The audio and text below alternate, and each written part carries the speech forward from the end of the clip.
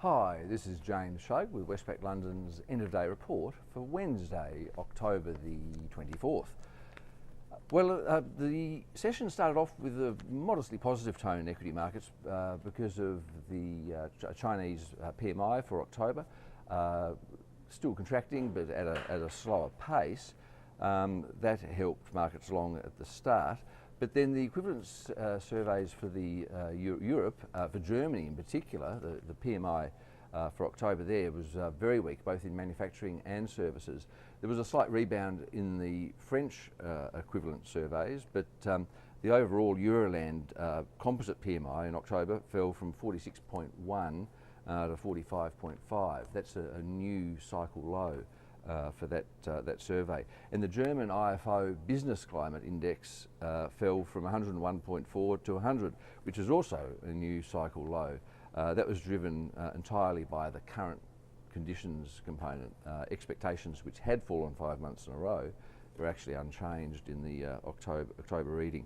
Also, the UK CBI Industrial Trends Survey showed sharply weaker new orders, or total orders, down from -8 to -23. That's the equal lowest reading since late 2010. The data turned a bit more positive in the US, with new home sales coming out up almost 6% in September, and also home prices, as reported by the FHFA, up 0.7%, and that was in August, and it was the 7th month running that they've risen. They're running a 4.7% annual pace of gain now, although still about 15% below their peak back in 2007. Bit of confusion from the Bank of Canada. Yesterday, the Bank of Canada statement kind of implied that the BOC's tightening bias had been firmed up a bit. They tweaked the language, as I said yesterday, from withdrawal of stimulus may become appropriate to will likely be required. Now today, when the Bank of Canada released its monetary policy report, Bank of Canada Governor Carney said the case for adjustment of interest rates has become less imminent, but it is important to recognise that over time rates are more likely to go up than not.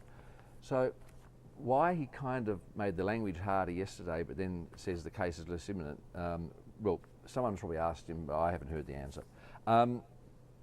And then we had the Fed. The Federal Reserve announced its policy decision on hold. The asset purchase program is going to continue as announced in September. The Fed's likely to leave rates low and close to zero until mid-2015. Lacquer dissented again. The statement was virtually identical to that in September, save for a couple of very minor tweaks to the commentary about household spending and inflation. But nothing major, nothing that's... the inflation comment was simply that whereas previously, previously inflation has been subdued, although the prices of some key commodities have increased recently. That's what they said in September. This time they said inflation recently picked up somewhat, reflecting higher energy prices. So it was kind of foreshadowed by the September statement. So markets just totally did not react to that at all. They did react somewhat to the European Central Bank chief Draghi. He came out of a closed door session with German lawmakers, basically 100 or so parliamentarians, trying to convince them that the ECB's bond buying program wouldn't be inflationary, didn't break treaty rules, wasn't equivalent to state financing by the central bank.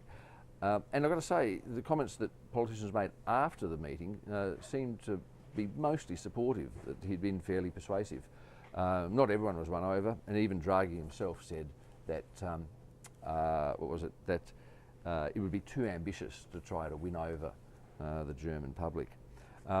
There were reports actually from the Greek finance minister that Greece had been granted a 2-year extension to its deficit reduction targets, but the German finance minister said he hadn't heard of it. Draghi said he hadn't heard of it, and in fact that the troika of ECB, IMF and European Commission officials were still assessing the situation and no decision had been taken.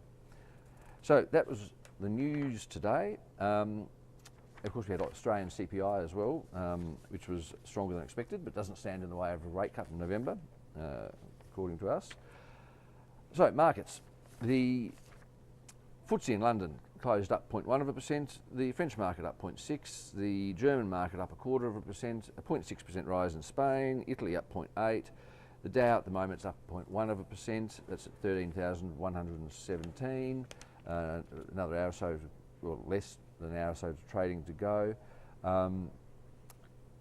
Copper prices up 0.1%, but other commodities are down, including oil off 1.2% at $85.66 a barrel, and gold down 0.5%.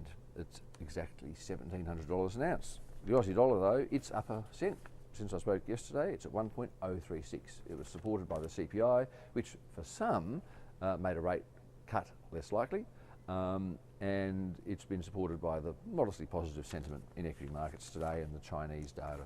Okay, no Aussie data to report for Thursday. We've got the Reserve Bank of New Zealand first decision from Graham Wheeler imminent. Okay, back tomorrow.